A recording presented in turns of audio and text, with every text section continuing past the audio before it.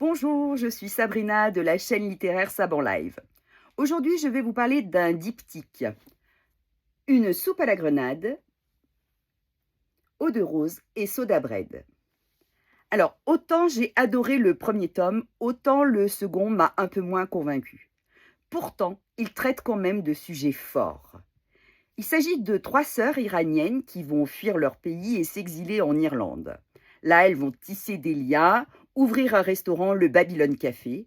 Et là, deux mondes se répondent, les thématiques se font écho. La lutte des femmes, le poids de la tradition, le poids des relations sociales, mais également l'amitié, la solidarité et le soutien. L'autrice Marsha Mehran était elle-même une exilée iranienne qui s'est installée en Irlande, pays où elle est décédée dans d'étranges circonstances. Et quand on lit ses romans, on sent que l'exil n'est pas qu'un décor, c'est également une plaie, une blessure qui ne cicatrise pas. Petit rappel historique express. En 1979, une révolution va mettre fin à la monarchie du Shah. Le peuple attend plus de justice. Et ils auront une théocratie autoritaire. Et c'est les femmes qui vont payer le plus lourd tribut.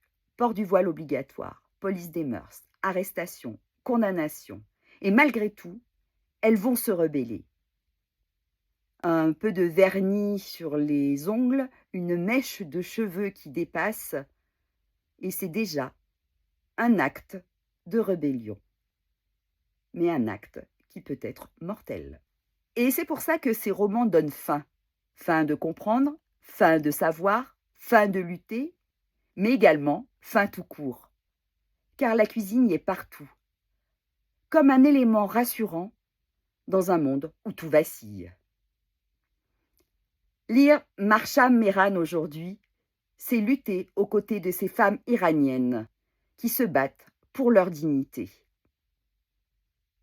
Si je vous ai convaincu, n'oubliez pas de lire ces ouvrages, mais également de liker, de commenter et de vous abonner. À bientôt pour de nouvelles lectures.